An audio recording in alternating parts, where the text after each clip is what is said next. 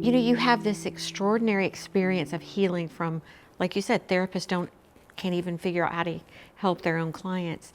Did you ever begin to understand the agoraphobia and the anxiety from a psychological perspective, or did it always sit on a spiritual plane for you?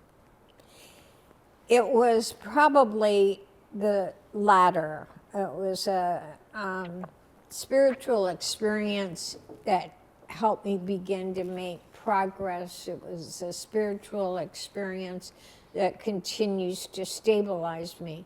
Now, there have been, like I said, different people who have contributed insights, and I attended all the Bible study classes. I attended after I was able to get out in groups, that is. Yeah. I was eager to put myself in a place to hear people speak truth.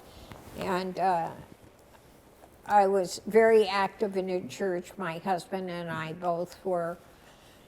And we did everything. We opened the doors of the church. We cleaned the nursery. Oh. We held the pastor's baby while he preached and she played the organ. We ran some of the summer programs for children, and we did every level of it. And that was wonderful training, preparation for people.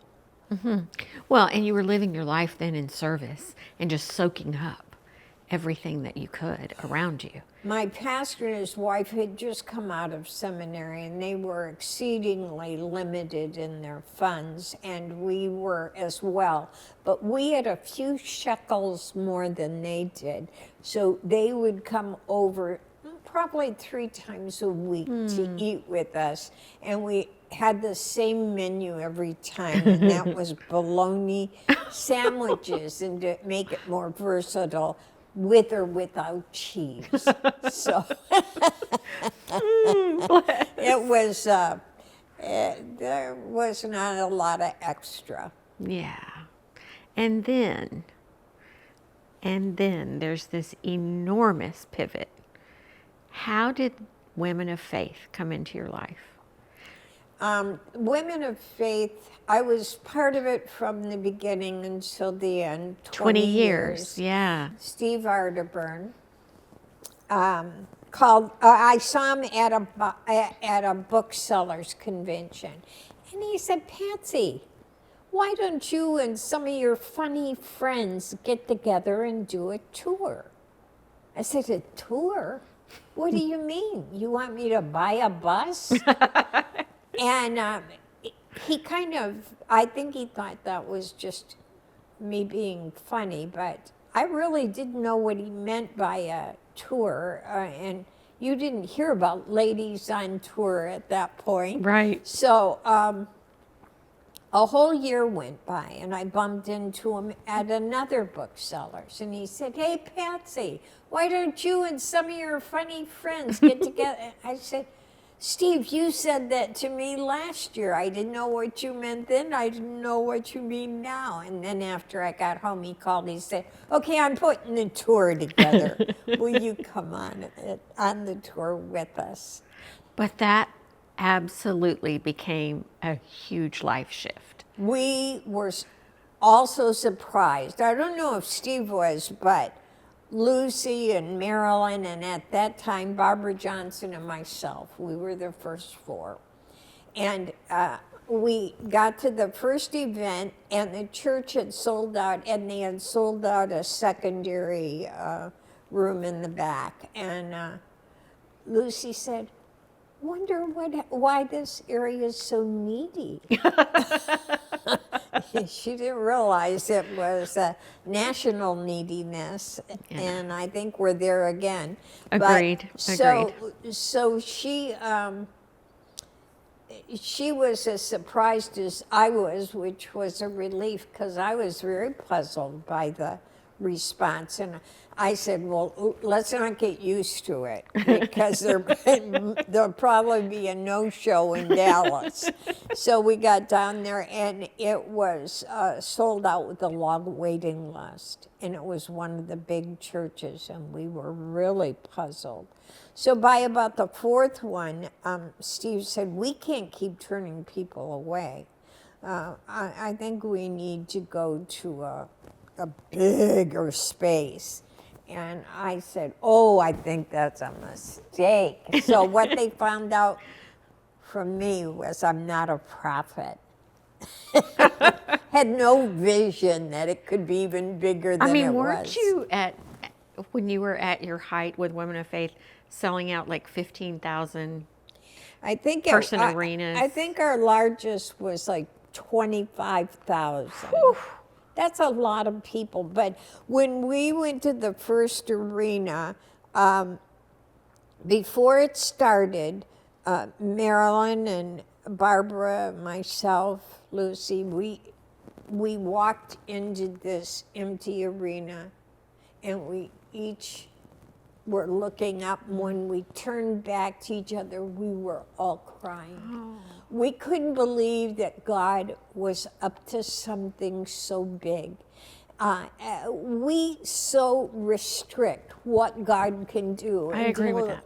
He stretches us and opens our eyes to greater things. And it was mind-blowing for us. And I said, I cannot believe women would come into an arena with cement floors and climb up all these steps and sit in seats that didn't have lovely cushions and somewhere for tea. I just couldn't imagine. And they just clambered right up those steps like it was no big deal, sat down and had a joyous time.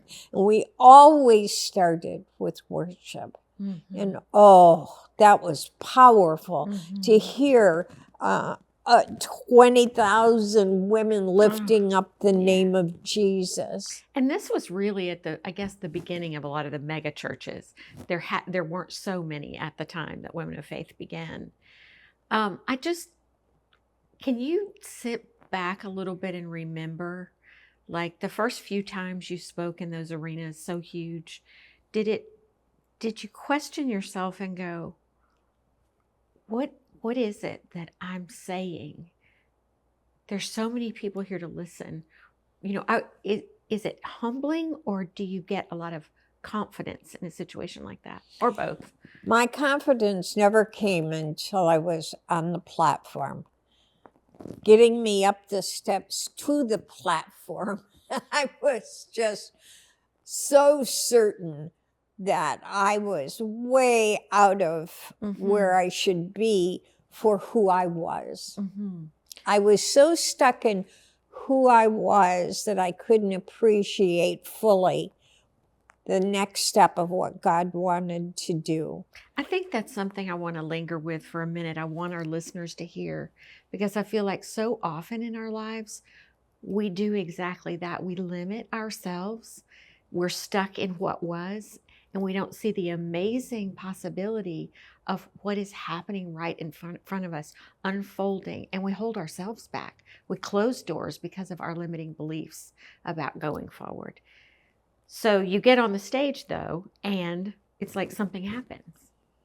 Yeah. Oh, I would feel him guiding me on and helping me to stay connected in what I was saying.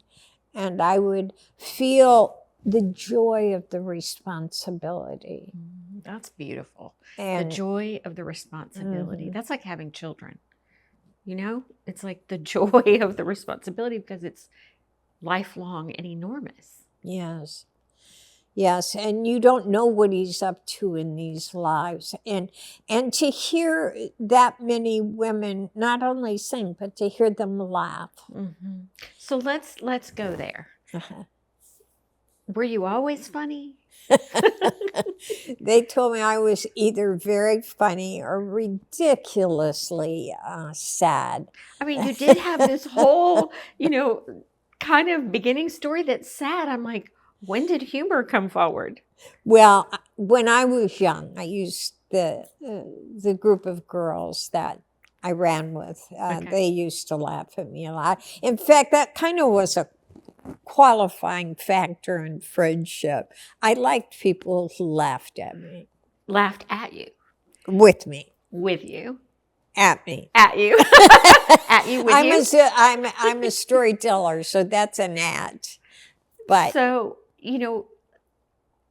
I remember going to several women of faith conferences, and you literally brought down the house every single time with laughter, but it would be like you'd say something and the 20,000 people around me would be dying laughing, and it literally on the turn of a dime, you'd have them crying.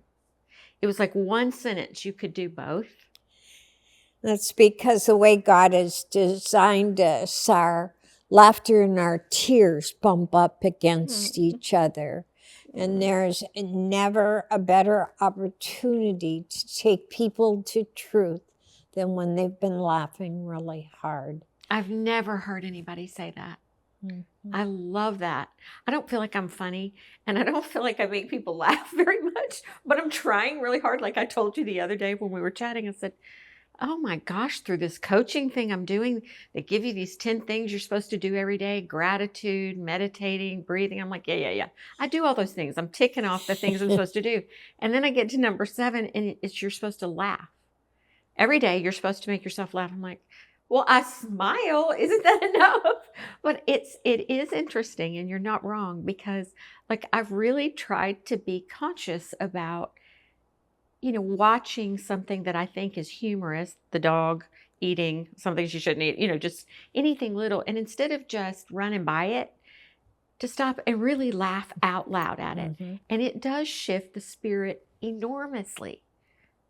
I can remember when I first heard myself start to laugh again after my darkest days, my agoraphobia. I was just coming out, and I laughed, and I heard the sound, and I thought, that came out of me. And it had been so long, I had forgotten I was capable of laughter. Isn't But that amazing? God says it's medicine, and He's a great physician, so I'm into it. I mean, I've just never heard anybody align it the way you have. I want to really hold on to that. There was another thing I just kept reading all, bits of your books, all the past, and the thing that I kept seeing pop up that seemed to be very important to you, and also something I believe you must have created, was community with these women you traveled with. You traveled with these women for 20 years. I don't know how many times a year, but a significant amount.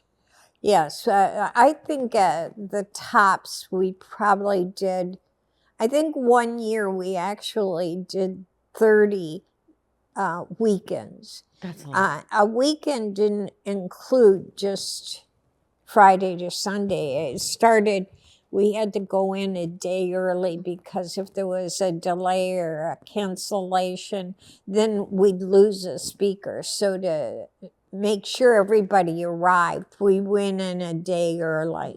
And then the conference would be Friday night, all day Saturday. And we got out so late Saturday, often there were no flights available for us to make it home. And so Sunday, we were making our way back home. So it encompassed a lot of time. Oh, yeah. I mean, that gives you like Monday, Tuesday, Wednesday at home, and you're off again. Right. Yeah, that's hard. That's really hard. But So, did you tell me about the community of those women on the road and what that did for you? well, that was like a sisterhood in that sometimes you were doing hilariously well with each other, and sometimes you were dealing with your own humanity of irritation or impatience or so we had to look a lot at ourselves. We were committed to being there no matter what. And I learned something from each of them, like Sheila Walsh. She had the most compassionate heart. And the more you hurt and the more broken you were, the more she came to Leaned you. toward you, yeah. She didn't pull back. And I learned from that. Patsy, don't pull back, lean in. She would go embrace people in the audience that she could see were struggling or in pain. And I just thought it was such a beautiful picture. So beautiful. Of how Christ would embrace us if he were there. So, and he was there in his way of loving on the people through our lives. And there's something so beautiful about brokenness, ministering to brokenness, because it shows the redemptive power of Christ to teach us the lessons we only learn if we suffer. I don't volunteer for it, but I certainly want to learn from it when it's my turn. I don't want to just sit in this and it come to nothing. Well, I'm with you, sister. I've been through a lot of suffering. This is not about me today. This is about you. But I'm like, can we just hold up a minute? Yeah. You know. Yeah. And I would want to write in little thoughts to his counsel. So I would want to say, if it's true that you don't give us more than we can handle, why am I unraveling? What is that about? So I had to learn that a lot of my unraveling was a habit of choice. Really? Yeah, that I was so used to that being my way to respond, that I had to learn that my responses weren't healthy and I could build new ways of responding. I love that. That's such an awareness. My unraveling is a choice. I can learn new ways to respond. I love that.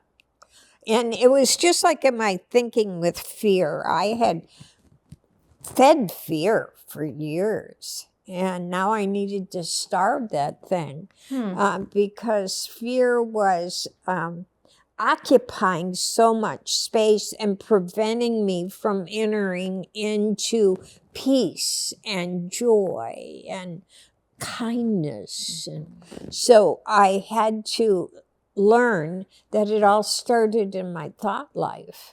Our thoughts create our lives. I truly believe down it. imaginations. That's right. You know, that was the first thing I learned about. Rose took me to that verse, casting down imaginations and every high thing that would exalt itself against the knowledge of God, and bringing into captivity every thought to the obedience of Christ. And so when I began doing that, casting it down, then I realized I'd taken something out, something needed to go back. And he said, think on these things, things that are good and true and pure and just and lovely. And that lineup of counsel is in Philippians, the 4th chapter.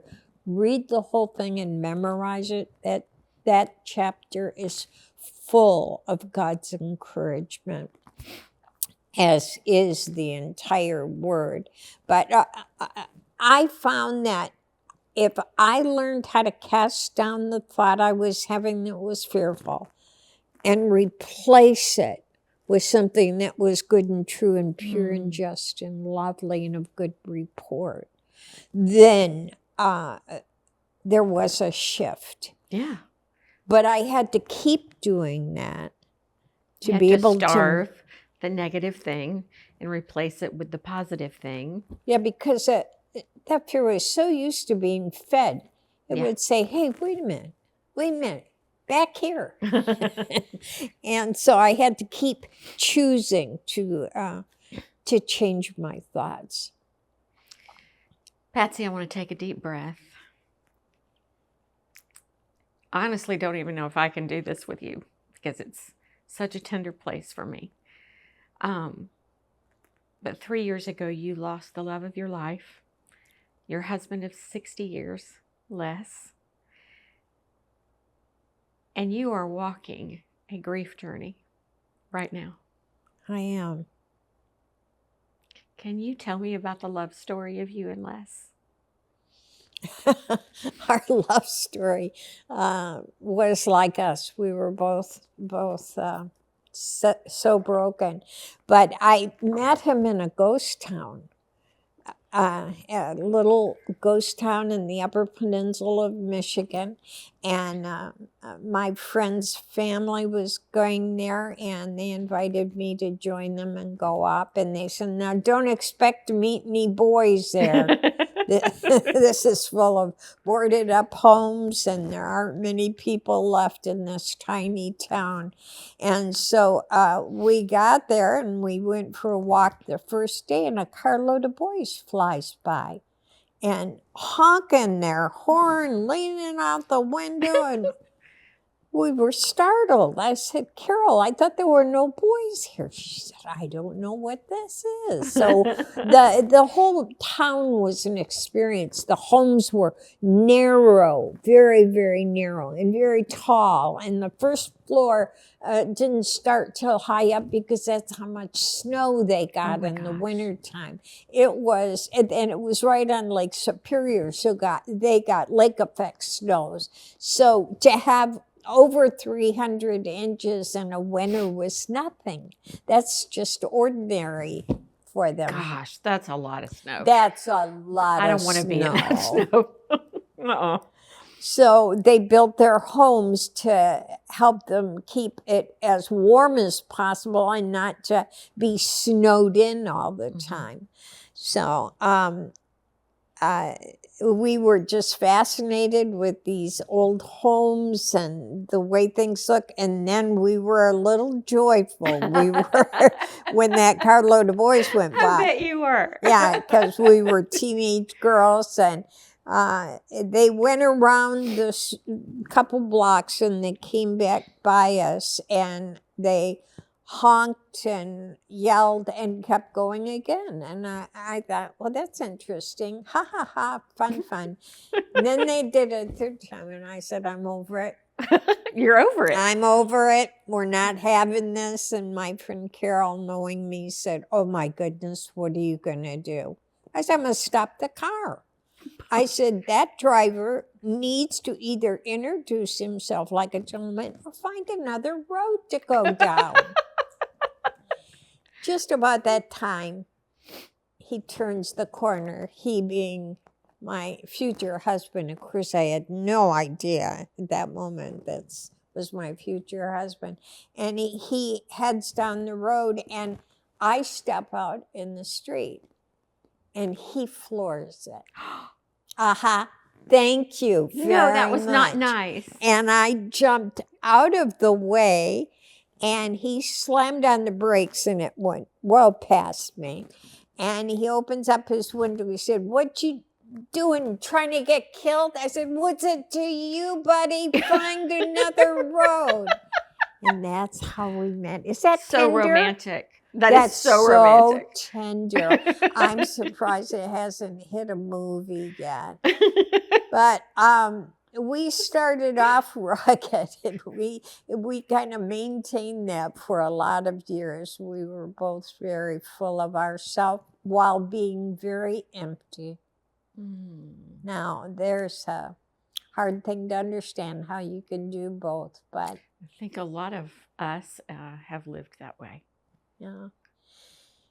And so we had a long way to go and a lot to learn, and we hung in there with each other through the broken years and the hard years. And Les went through very dramatic physical things. He ended up having a leg amputated. He had open heart surgery. He had 3 heart attacks. Oh, my goodness. Very big deals. Very.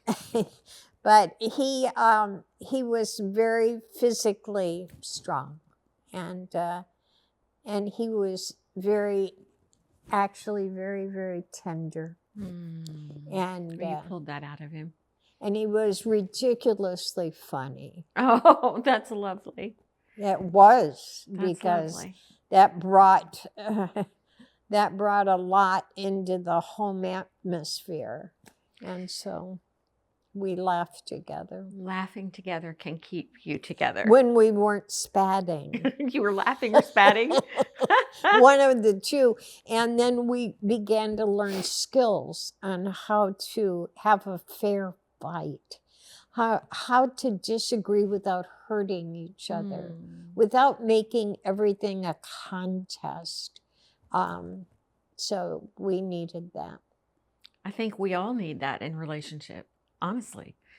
How to have a fair fight without hurting each other. That's just like, it's probably not marriage 101, it's about 301, but somewhere in there. But you know, Patsy, I've thought so much about you in these last weeks, and I've certainly been on my own grief journey for about 5 years, as you know, and you've been so generous in reading my book and talking to me about it. But grief, you know, just has this way of, the nicest way I know how to say it is, it humbles us to a place we've never been before in our emotions, our psyche, our spiritual understanding.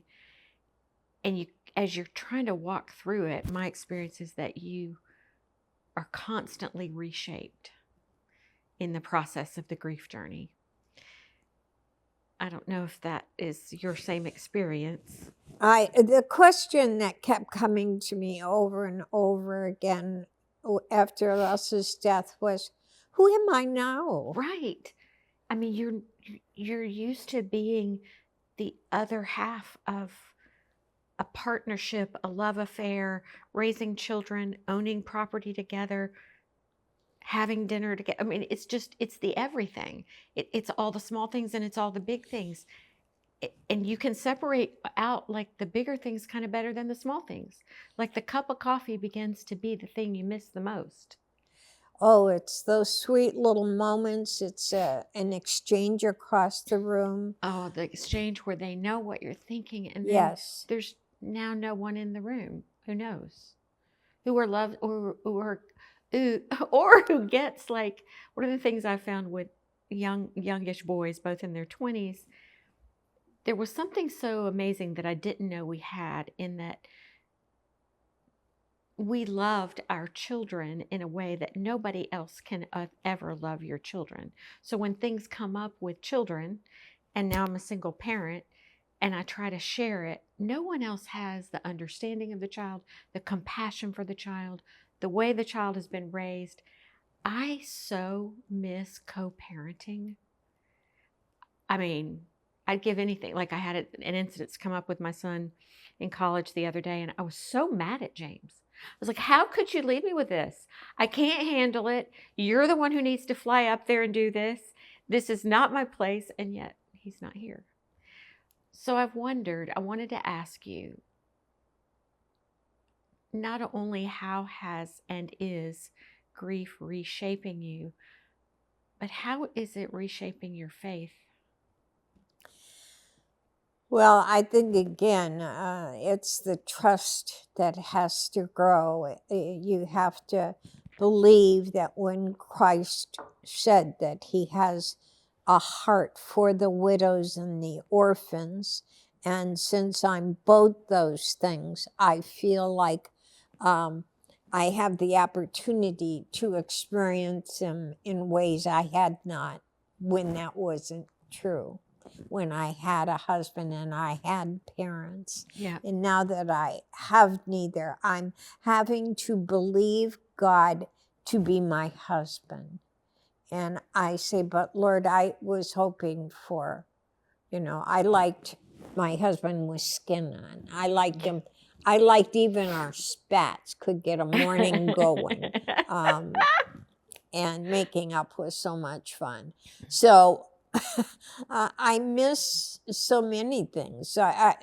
I would be with a group of my friends who are all married, and the husband would reach out and hold his wife's hand, Yeah. and that moment Just would an strike me. unraveling. Les was so attentive to me in those ways. He's always reaching for me, and I loved that. He wanted to make sure I was safe. He wanted to make sure I had what I needed. He was just he was kind and loving and ridiculous, and I loved all of it together. He sounds amazing. I wish I had known him.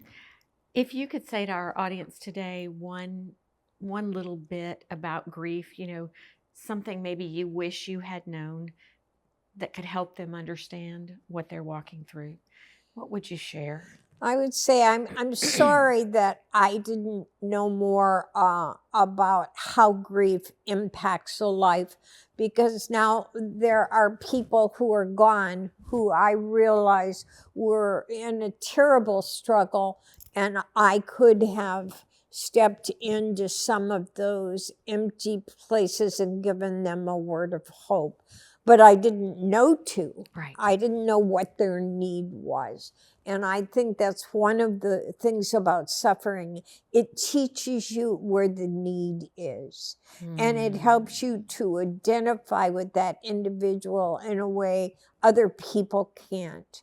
I remember when my friend's son died, and my mother was in the beginning of Alzheimer's. And I said to my husband, I'm going to run over to the funeral home to sit with Carol for a while. She was the one whose son had died. And my mother announced, I'm going with you. And I said, no, honey, you're going to stay here and I'll be back in just a little while. Because you never knew what she might decide to announce to a group of people. And this just wasn't the time. Right. And she said, no, I'm going with you. And I said, no, you're going to stay here. She said, Patsy Jean, I'm going with you. Now, when she used my middle name, I turned 6 again.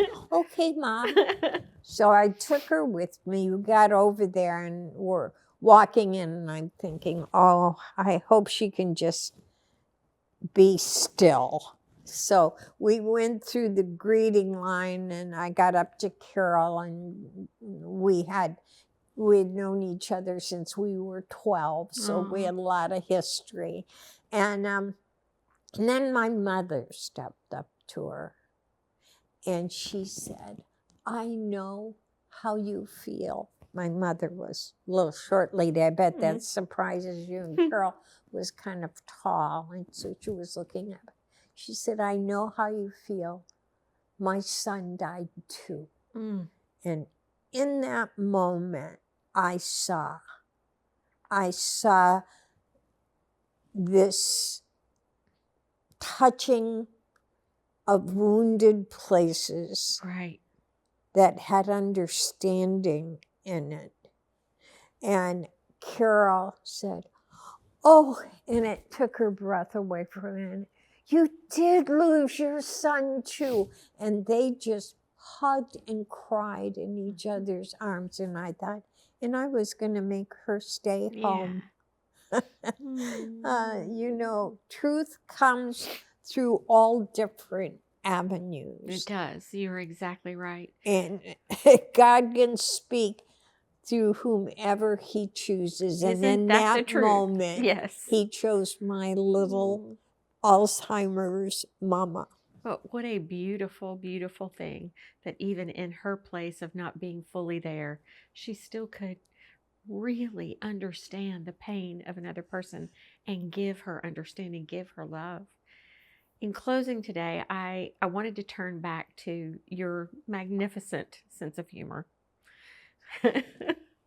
and ask you, how does humor help you heal today in this grief journey? Well, I've learned that sometimes need help to get back into my own humor, and one of the ways I do that is I put humorous people around me. I say, That's if good. you don't have a funny person around you, hire one. And you can do that by going online and typing in Anita Renfro. Oh, that's true. I love Anita. Shout out to Anita Renfro. Yes, shout out to my buddy Anita. Yeah. Has made me laugh and made me think. Good. And those have been beautiful additions to my life. Mhm. And so it gives you a refreshment to your soul. It opens up space. It lets off just enough grief that it gives you a little space to catch your breath again and take the next step. Oh, I love that. Yes, my friends are. I just couldn't have done it. I don't know how I could have done these years I without the agree friends by my totally. side who, I mean, and yeah, some of them are really funny. I hadn't really thought about that. And when you say you're not funny, you are so delightful. And when you enter the room and smile, everybody is so pleased you're Oh, there. thank you. God has given you Not a funny, real but I can special. smile. Patsy, you have been just beyond delightful today. Thank you for your vulnerability. Thank you for your wisdom. Gosh, you have so much wisdom. And I feel like what I hear the most today is you teaching us once again that God meets us both in our victories and our valleys. Same grace. Absolutely. Same grace. Thank you for the lessons. Thank you for your just beautiful life. Well, thank you for having me. Honored to share the time with you.